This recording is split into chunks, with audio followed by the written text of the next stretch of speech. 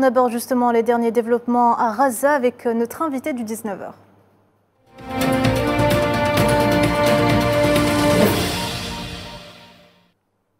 Nous rejoint ce soir Amjad Chihab, professeur en sciences politiques à l'université d'Al-Quds. Bonsoir, merci d'être avec nous.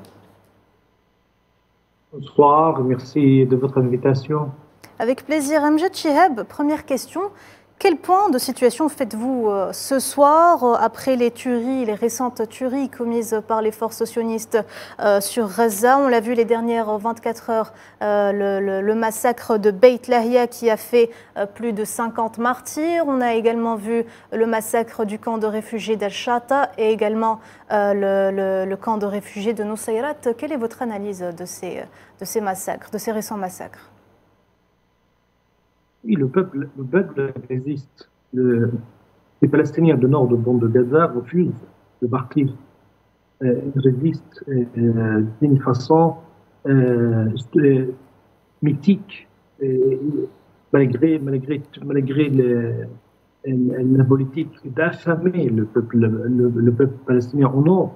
Il n'y a pas des aides humanitaires, il n'y a pas d'électricité, il n'y a pas de l'eau. Et malgré tout ça, ils préfèrent rester, ils préfèrent mourir qu'au quitter leurs endroits, parce que leurs maisons, la majorité de leurs maisons sont complètement détruites. C'est pour cela on voit cette barbarie, cette sauvagerie, cette politique. Il y a un plan de généraux qui cherchent à l'appliquer par la force et ça marche pas. Ils savent pas quoi faire. Ils essayent de faire le maximum, ils tuent le maximum des enfants, des femmes. On a vu comment ils ont traité avec les médecins, les infirmiers, les hommes de secours, arrêtés, torturés, humiliés. Ils ont pris en détention, on ne sait pas leur sort jusqu'à maintenant. Et les journalistes tués, massacrés, et ils ne savent pas quoi faire. Ce peuple refuse de mourir, il refuse de citer, ils refusent la volonté de la résistance. Ils n'arrivent pas de la briser. Et c'est ça qu'ils n'arrivent pas à comprendre. Ils ont détruit tout. Il n'y a pas d'infrastructure, il n'y a pas des moyens de survivre. Malgré tout ça, ils refusent de partir. Ils restent. Et c'est ça qui leur choque. C'est pour cela, et ils montent leur barbarie, leur sauvagerie, en espérant que ces citoyens civils acceptent de partir, mais malgré tout, ils ont forcé des gens à partir, mais le reste refuse de partir.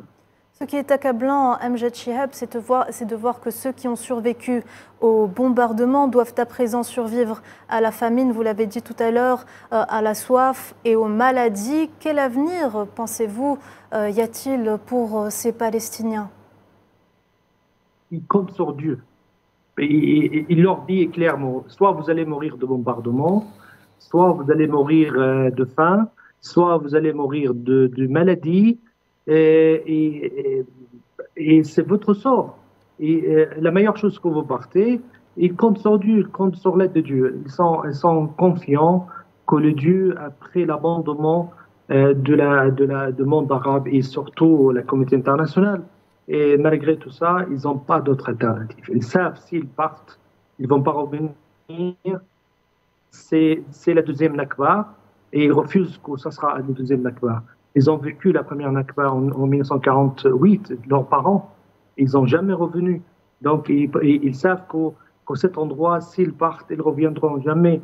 Parce qu'il y a un projet d'annexer 40% et c'est de la superficie totale de la bande de Gaza, surtout le nord. C'est pour cela qu'ils ne voulaient pas que ça répète. Ils préfèrent mourir que les drames, l'humiliation reviennent. Donc ils comptent sur Dieu et que la victoire arrivera malgré tout, malgré l'embargo, malgré le bombardement, le massacre, le carnage, et la politique d'affamer. Et ils préfèrent rester.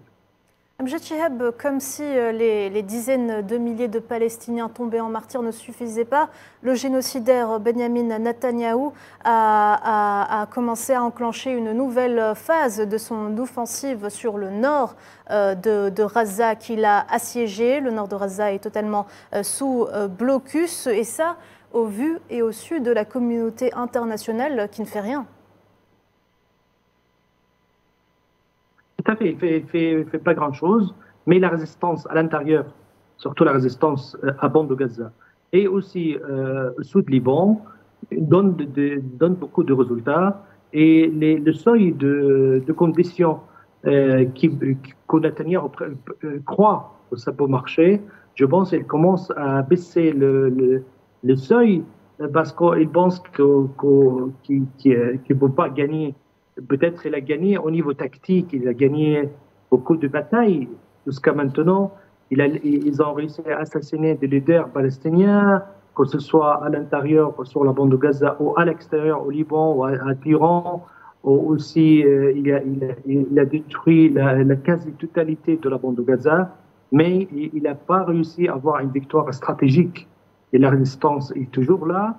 Et les prisonniers entre les mains de la résistance sont toujours entre leurs mains. Aussi, les colons d'un enclave de la bande de Gaza ne peuvent pas revenir parce que la résistance elle est toujours là et ils ne se sont pas rendus, ils refusent de se rendre. Et à partir de là, Netanyahou se trouve coincé, surtout avec le temps. Il a pensé qu'avec le temps, il pourra tuer les restes de la résistance. On voit que la résistance commence à grandir, que la population civile rejoint la résistance et que le stock d'armes que Netanyahou croit que ça peut se faire vider, et il utilise même les bombes qui n'explosent pas par l'aviation militaire, il réussit à le faire fabriquer et l'utiliser contre l'armée israélienne. Donc on est entré dans un système de non-retour pour l'armée israélienne et cela met en difficulté un handicap réel d'essayer même d'avancer dans cette agression, ce carnage. Et le temps passe, ils n'avancent pas, ils ont fait tout ce qu'ils peuvent faire, à part de tuer les restes, de massacrer le reste des habitants. C'est pour cela qu'ils n'ont pas d'autre alternative que baisser les seuils de leurs conditions pour un cessez-le-feu. Je pense maintenant ils vont assouplir leur espérance de faire une victoire écrasante sur la résistance palestinienne. Et là, on attend qu'il y a beaucoup de pourparlers avec, surtout au Qatar, qu'on a entendu tout à l'heure, et il y a quelques jours au Caire. Il y a 2 propositions d'échange de prisonniers, mais la résistance reste solide, qui refuse même le changement de temps de propositions, que ce soit par les Américains ou par les Israéliens ou par les intermédiaires, les médiateurs arabes. Amjad Chihab, l'une des techniques les plus machiavéliques à laquelle a recours l'entité sioniste, c'est celle de la privation. On l'a vu, les Palestiniens du nord de l'enclave sont coupés du monde, ils sont coupés de tout et même les aides humanitaires ne passent plus là-bas. Tout à fait. Eux, ils n'ont pas compris que la mentalité de résistance, ils sont endoctrinés et ils croient, ils ont la foi de Dieu.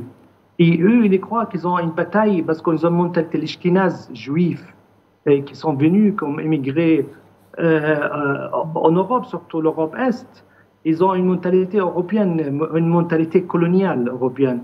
Ils pensent qu'ils ont assassiné ou s'ils ont fait des massacres, ou s'ils ont tué les leaders, ils pensent que la résistance va accepter de se rendre. C'est ça le problème chez eux, surtout la façon qu'ils pensent. Ils pensent que plus qu'ils frappent, plus qu'ils réalisent comment ça s'appelle, dans leur projet, ils réalisent d'avancer dans leur stratégie de arracher une victoire.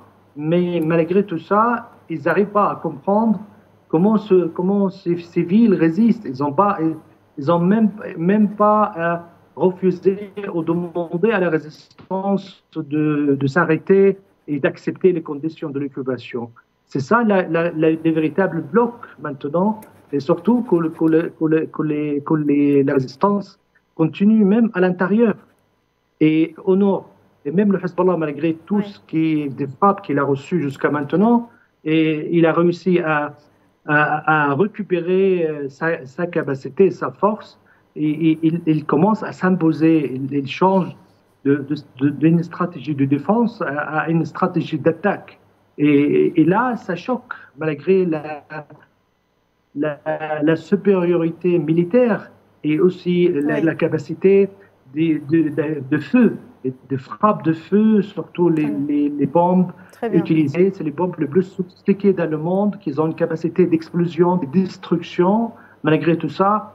Et la résistance toujours là. La situation n'a pas changé pour eux. Dernière question pour vous, Amjad Chihab. Le Conseil de sécurité de l'ONU, à la demande de l'Algérie, tiendra demain une réunion d'urgence sur la situation au Moyen-Orient. Pensez-vous que cette fois, des mesures sérieuses seront prises pour arriver enfin à un cessez-le-feu dans la bande de Gaza? Malheureusement, durant le 13 mois, les Nations Unies restent impuissants pour arrêter, pour stopper, mais ça reste tous les efforts de côté de l'Algérie, ça reste des efforts qui ont des conséquences symboliques. Pourquoi, selon vous, les Nations Unies restent impuissantes? Parce qu'il n'y a pas une volonté internationale, surtout de l'Occident, surtout des États-Unis. Si les États-Unis décident, c'est l'allié des États-Unis. Israël, ça fait partie de l'idéologie, de la coalition de l'Occident. Une défaite d'Israël, pour eux, c'est une défaite pour l'Occident. C'est pour cela qu'ils refusent de faire de concessions. Et aussi, ils insistent sur le fait de protéger Israël jusqu'à dernier soldat américain. Ils refusent le fait qu'Israël ait une défaite, que ce soit sur le plan politique, ou juridique, ou militaire. Et là, ils essayent de faire des efforts, mais ils voulaient que l'entité sionisme sorte de ça gagnante. Ils ne voulaient pas du tout. C'est pour ça qu'on a vu plus de 50 milliards de dollars. La moitié soutien financier, la deuxième moitié soutien militaire. Et toutes les bombes utilisées, tous les avions qui frappent, c'est tout fabriqué aux États-Unis. C'est un soutien des États-Unis à l'entité sionisme. Merci beaucoup. C'est le véritable acteur de ce crime, c'est les Américains qui dominent le Conseil de sécurité. Merci beaucoup, Amjad Chihab, d'avoir répondu à nos questions. C'était un plaisir de vous avoir parmi nous.